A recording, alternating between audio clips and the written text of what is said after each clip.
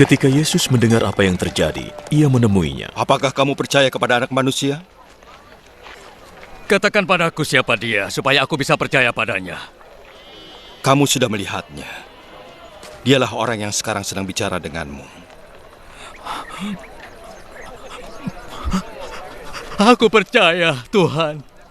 Dan dia bersujud di hadapan Yesus. Aku datang ke dunia untuk menghakimi, supaya yang buta dapat melihat, dan yang dapat melihat menjadi buta. Beberapa orang Farisi yang mendengar Yesus berkata begitu, bertanya kepadanya, Engkau tidak bermaksud mengatakan kami juga buta, kan?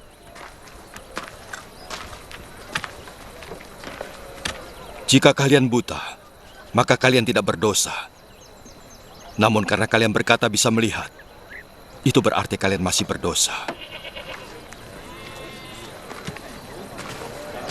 Aku berkata yang sesungguhnya. Orang yang masuk ke kandang domba tidak melalui pintu, tapi menerobos dengan cara lain adalah pencuri dan perampok. Tapi orang yang masuk melalui pintu adalah sang pengembala domba.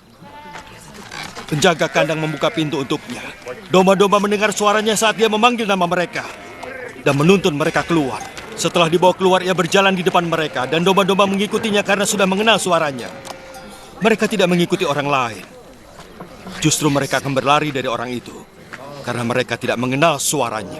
Yesus menceritakan perumpamaan itu, tapi mereka tidak mengerti apa yang dimaksudkannya. Maka Yesus berkata lagi, Aku berkata yang sesungguhnya. Aku adalah pintu untuk domba. Yang datang sebelum aku adalah pencuri dan perampok. Domba-domba tidak mendengarkan suara mereka. Aku adalah pintu.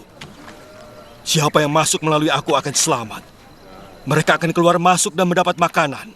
Pencuri datang hanya untuk mencuri, membunuh, dan merusak. Aku datang supaya kalian mendapat hidup. Hidup yang berkelimpahan. Akulah gembala yang baik, yang memberikan nyawa untuk domba-dombanya.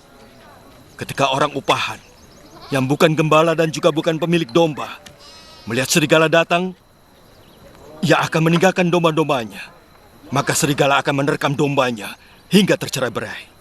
Orang upahan itu berlari sebab ia bekerja hanya untuk upah, tidak memperdulikan domba-domba itu.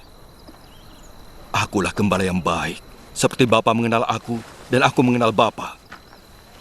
Begitu pula aku mengenal domba-dombaku, dan mereka mengenal aku. Kuserahkan nyawaku untuk mereka. Masih ada domba lain yang juga milikku, tapi tidak masuk dalam golongan itu. Aku juga harus membawa mereka. Mereka akan mendengar suaraku, dan mereka akan menjadi satu kawanan dengan satu gembala. Bapa mengasihi aku, sebab aku rela menyerahkan nyawaku supaya aku bisa menerimanya kembali. Tidak ada seorang pun yang dapat mengambil hidupku. Aku menyerahkannya atas kehendakku sendiri. Aku berhak untuk menyerahkannya, dan aku juga berhak untuk mengambilnya lagi. Itulah tugas yang diperintahkan Bapa untuk aku laksanakan. Karena perkataan itu, orang-orang Yahudi mulai bertengkar lagi. Dia kemasukan setan. Dia pasti gila. Dia menghujat Allah. Dia dirasuki setan. Tidak mungkin bicara seperti itu. Bagaimana mungkin setan bisa menyembuhkan orang buta?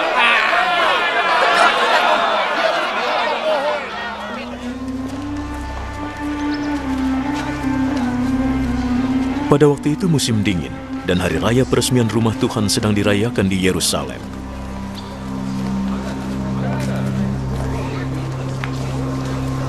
Yesus sedang berjalan di Serambi Salomo dalam rumah Tuhan ketika orang-orang mengelilinginya. Sampai kapan kami dibiarkan ragu-ragu?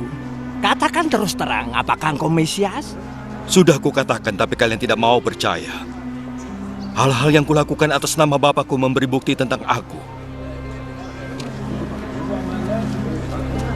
Tapi kalian tidak akan percaya, sebab kalian bukan domba-dombaku. Dombaku mau mendengarkan suaraku, dan mereka mau mengikuti aku. Aku memberi mereka hidup kekal dan mereka tidak akan binasa. Tidak seorang pun dapat merampas mereka dariku. Yang sudah diberikan Bapa kepadaku lebih hebat dari segalanya. Dan tidak seorang pun dapat merampas mereka dari tangan Bapa. Bapa dan aku adalah satu. Lalu mereka mengambil batu lagi dan ingin melempari Yesus.